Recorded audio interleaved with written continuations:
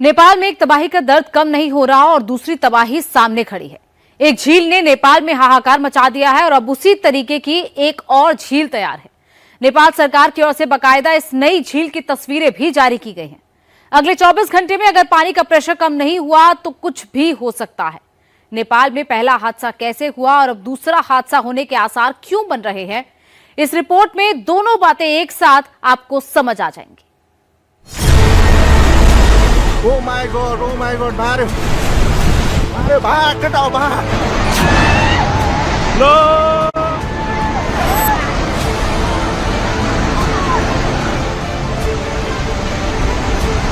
अबे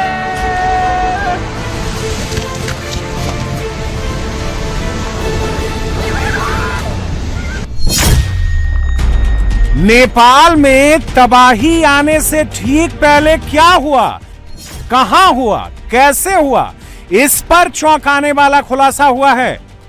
200 से ज्यादा लोगों की जान लेने वाले, 1300 से ज्यादा लोगों को लापता करने वाले नेपाल की विनाश लीला की इनसाइड स्टोरी रोंगटे खड़ी कर देने वाली है। यह दुनिया की 99th हाईएस्ट पीक लांगटांग लेरोंग है, जो काठमांडू के नॉर्थ से 45 किलोमीटर दूर स्थित है। इस पीक के ठीक नीचे बाईं तरफ के हिस्से को ध्यान से देखिए। नेपाल में तबाही की शुरुआत यहीं से हुई। सवाल है कि दुनिया की 99th हाईएस्ट पीक लांगटांग लेरोंग के ठीक नीचे इस जगह पर ऐसा क्या हुआ था जिसने तिब्बत से लेकर नेपाल तक भारी तबाही मचाई।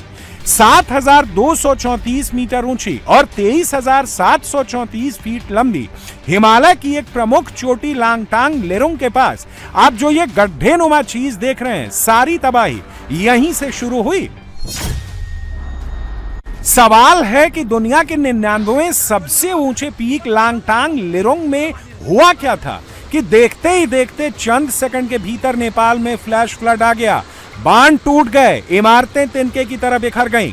फ्लैश फ्लड की रफ्तार इतनी ज्यादा कि जो कुछ भी उसके रास्ते में आया सब तहस नहस हो गया। तो चलिए एक एक करके आपको सारे सवालों के जवाब देते हैं।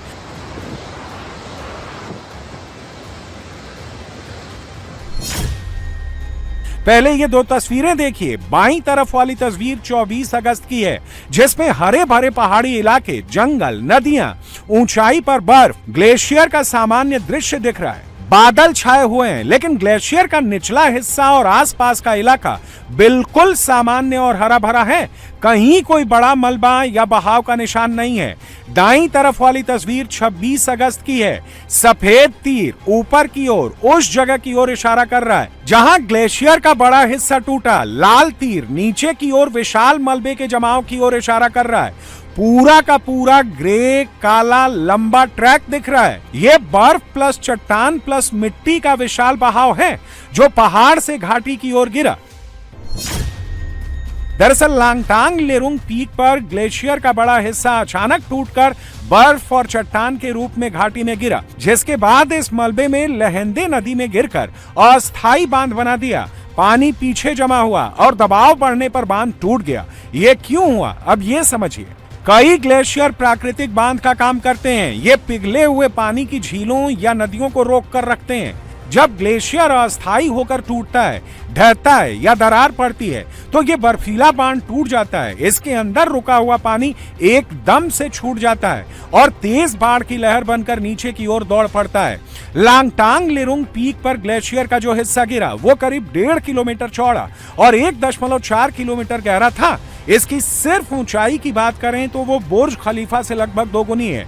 जैसा कि आप इस सैटेलाइट इमेज में साफ साफ देख सकते हैं, गूगल अर्थ इमेज में साफ दिख रहा है कि ग्लेशियर का निचला हिस्सा करीब 5200 मीटर और लगभग 17,000 फीट की ऊंचाई से टूटा। बर्फ और चट्टान का यही बड़ा हिस्सा लगभग 1200 मीटर यानी 3900 फीट नीचे घाटी में गिरा और लहेंदे खोला नाम की नदी, जो भोटे कोशी नदी की सहायक नदी है और तिब्बत से नेपाल में आती है, उससे होते हुए आगे बढ़ा और नेपाल में तबाही मचा गया।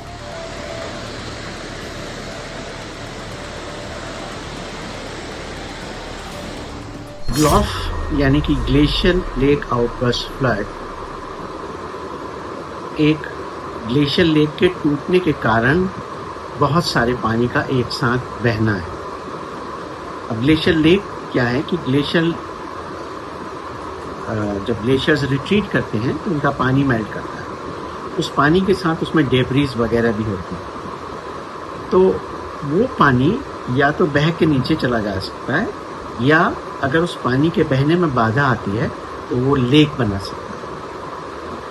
क्योंकि ये नेचुरल लेक है, इसलिए जब तक पानी की स्ट्रेंथ या हाइड्रोलॉजिकल प्रेशर इतना नहीं होता कि वो बांध को तोड़ सके, तब तक वो पानी स्टोर रहता है। और जब वो उस प्रेशर को क्रॉस कर जाता है, तब वो उस बांध को तोड़ देता है, नेचुरल बांध को तोड़ देता है, और वो पानी नीचे आता है और डाउन स्ट्रीम में वो फ्लड क्रिएट करता है। तो ग्लेशियर लेक आउटबर्स्ट फ्लड, इस तरह से उसको डिफाइन करता है। एक ग्लेशियर का बड़ा हिस्सा टूटा, उसके साथ में पहाड़ का एक बड़ा हिस्सा टूटा, और वो टूटने के साथ जो लूज सेडिमेंट्स थे उस नदी, उस नाले और नदी में, वो सारे के सारे एक साथ मिल गए, और इस मिक्सचर जिसमें पानी की ज़्यादा मात्रा उस ग्लेशियर के हिस्से में शायद कंट्रीब्यूट की होगी, वो डाउन स्ट्रीम आया और उसने नेपाल में करीब 15-20 किलोमीटर ऊपर नेपाल और चाइना के बॉर्डर से शुरू हुआ, और नीचे नेपाल के बॉर्डर में नीचे आकर उसने काफ़ी तबाही मचाई। आप इन चट्टानों का साइज देखिए, ये कितनी बड़ी हैं, बावजूद इसके फ्लैश फ्लड में तिनकों की तरह बही जा रही हैं।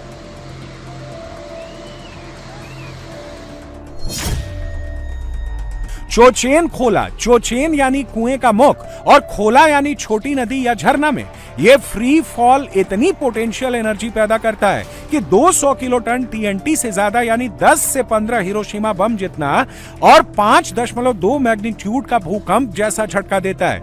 इतनी तेज टक्कर से बर्फ, पत्थर और स्नो तुरंत कीचड़ जैसा बन जाता है। देखने वाली झील की जरूरत नहीं होती, ग्लेशियर के नीचे भी बहुत सारा पानी बहता रहता है। इतना बड़ा धमाका होता है। पहले ढहने के बाद ज्यादातर बर्फ, पत्थर, स्नो कीचड़ बन गया। फिर वो भारी ऊर्जा नीचे दौड़ी और सबसे पहले रसुआगढ़ी बॉर्डर क्रॉसिंग पर टकराई। यहाँ तक ढलान करीब 100 मीटर प्रति किलोमीटर है, जो काफी स्टीप है। बॉर्डर क्रॉसिंग बहुत तंग घाटी में बैठा है, उस पर पूरा जोर पड़ा। पहले ढहने की एनर्जी प्लस 20 किलोमीटर घाटी में नीचे आने की एनर्जी, आप इसे ये कह सकते हैं कि उस वक्त 30 से 40 हिरोशिमा बम जितना फोर्स रहा होगा।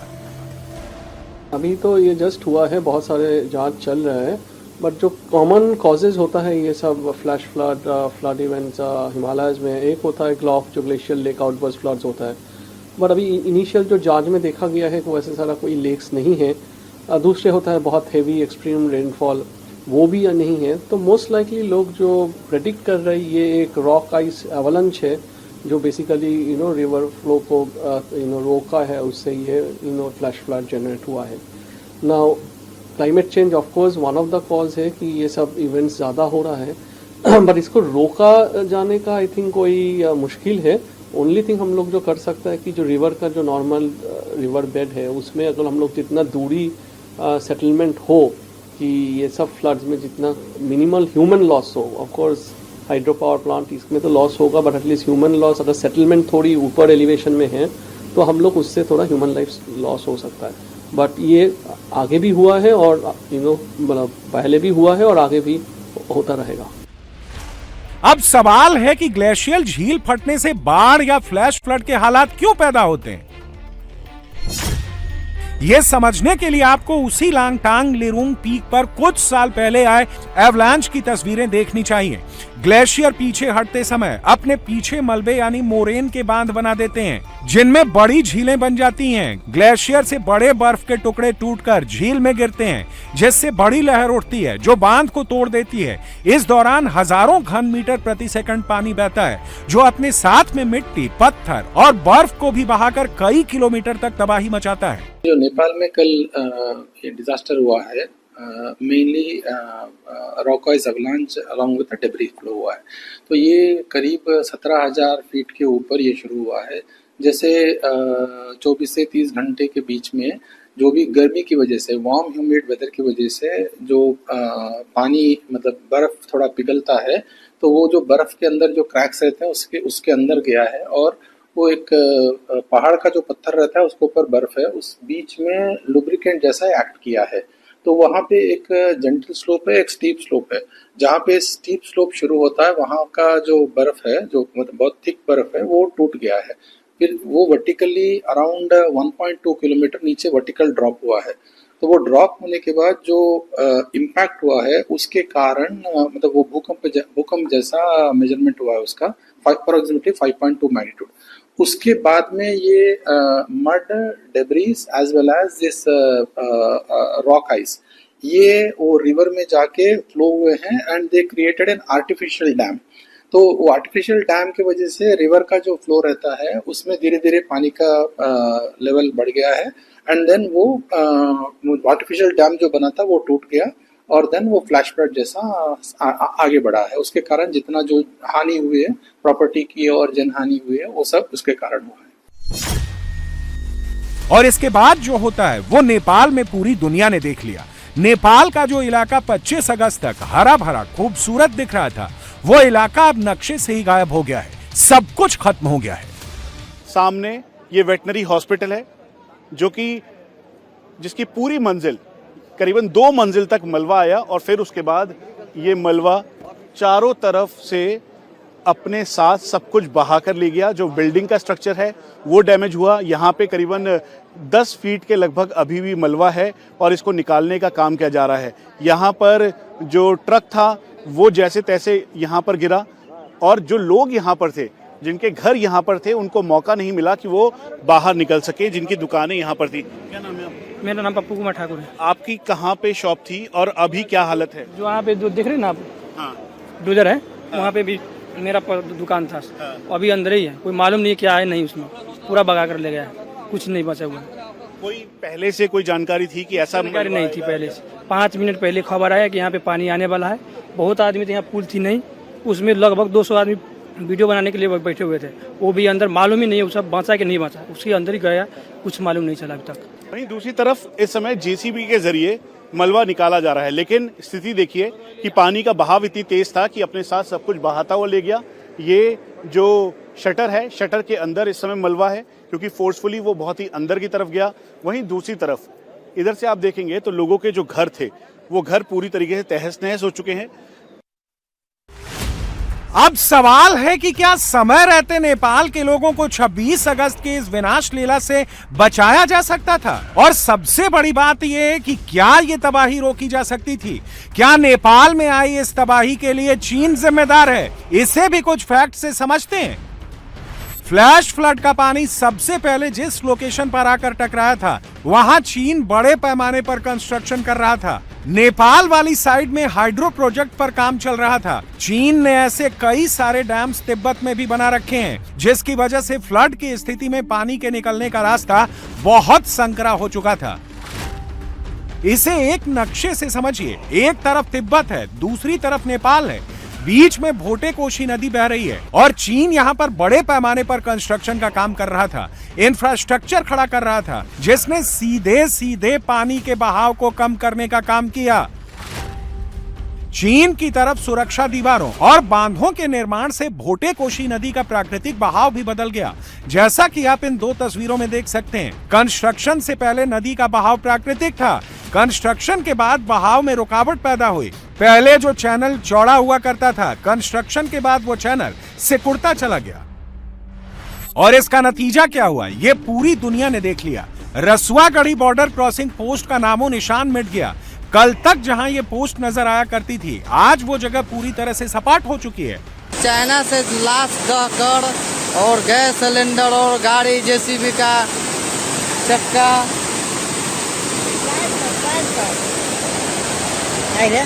जेसीबी के देखिए चक्का, जेसीबी के चक्का दह गया है। देखिए आपको जूम करके दिखा रहे हैं, देखिए जेसीबी के चक्का दहा हुआ है, कुछ नहीं कहा जा सकता है। देखिए इतना भयानक घटना नेपाल में, और चाइना से चल करके ये कहाँ तक जाएगा इसका कोई गारंटी नहीं है। ये घटना कहाँ तक होगा, इसका कोई लिमिट नहीं है। इतना लाश पड़ा हुआ है, इधर गाड़ी का चक्का है, कितना घर उलट गया, किसी का घर दह गया। देखिए, देख रहे हैं, यही है, दो नदी का मिलन है। ये चाइना वाला कॉन्टेक्ट नदी है चाइना से, और यही नदी से देखिए मुगलिंग तक इतनी बड़ी हादसा हुआ आ रहा है। रसुआ गढ़ी एक्चुअली में चिलमे और त्रिशूली 3A जैसे वहाँ पर हाइड्रो पावर प्रोजेक्ट जो है वो बंद हो गए, और जिससे लगभग 430 मेगावाट की जो बिजली आपूर्ति थी वो रुक गई, और बुनियादी ढांचे को भी बहुत नुकसान हुआ है।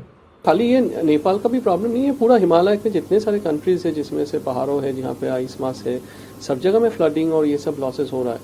तो एक ऑफ कोर्स क्लाइमेट चेंज को हम लोग रोक सकते हैं, तो टू सम एक्सटेंट ये बंद होगा, थोड़ा कम होगा शायद फ्रीक्वेंसी, बट सबसे जो इम्पोर्टेंट है कि हम लोग रिवर से थोड़ा जितने दूर सेटलमेंट करें उतना ही अच्छा है, क्योंकि अगर फ्लड हुआ भी तो एटलीस्ट ह्यूमन लॉस का मिनिमल इम्पैक्ट होगा इसमें। लेकिन खतरा अभी भी टला नहीं है। नेपाल पर एक बार फिर से फ्लैश फ्लड का खतरा मंडरा रहा है, क्योंकि अब एक नई झील बन गई है। लहंदे नदी का पानी रसुआ गढ़ी बॉर्डर से करीब 18 किलोमीटर ऊपर किनारे वाले इलाके में रुक जाने की वजह से लगभग 0.11 वर्ग किलोमीटर की एक झील बन गई है। यानी करीब 15 से 16 फुटबॉल मैदान जितनी बड़ी प्राकृतिक झील खड़ी हो गई है। नेपाल की NDRRMA ने इस झील की तस्वीरें भी जारी की हैं। इसका सीधा सा मतलब यह है कि नेपाल में अभी भी एक और बड़ी बाढ़ का खतरा बना हुआ है। इस समय लगातार त्रिशूली बाजार में विसिल बजाकर लोगों को पीछे जाने के लिए कहा जा रहा है कि वाटर लेवल फिर से संभवतः इंक्रीज हो सकता है। नेपाल आर्म फोर्सेस के जो जवान हैं उन्होंने ये बात कही है, इसीलिए जो JCB आगे काम कर रही थी वो पीछे की तरफ लेकर आए, साथ में सभी एरियाज को लॉक करते हुए अब ये सभी आगे जा रहे हैं, इस पूरे एरिया को खाली कर रहे हैं कि अगर वाटर लेवल इंक्रीज होता है तो इस पर कोई भी असर ना हो। वहीं दूसरी तरफ जो लोग यहाँ पर आए हुए थे देखने के लिए, वो सब अब यहाँ से वापस जा रहे हैं, तेज रफ्तार के साथ अपनी गाड़ियों को पीछे ले जाते हुए यहाँ से पूरा एरिया खाली कर रहे हैं। और यहाँ पर केवल जो आर्म्ड फोर्सेस के जवान हैं वो मौजूद हैं, उसके अलावा JCB मौजूद है, साथ में जो यहाँ पर डिजास्टर रिलीफ के तौर पर काम कर रहे थे, उसके अलावा बाकी सभी यहाँ से सबको पीछे जाने के लिए कहा जा रहा है। वो ठीक पीछे देखिए, वहां पर ठीक सामने जो लोग हैं वो भागते हुए दिखाई देंगे आपको। और ये इस समय की सिचुएशन त्रिशूली बाजार की है। नेपाल ने जिस झील की तस्वीरें जारी की हैं, वो आप चाइनीज मीडिया की तरफ से जारी किए गए इस वीडियो को देखकर समझ सकते हैं। पानी का प्रेशर बढ़ा तो एक और फ्लैश फ्लड का खतरा बढ़ जाएगा, और अगर ऐसा हुआ तो 24 घंटों के अंदर दूसरी तबाही आ जाएगी।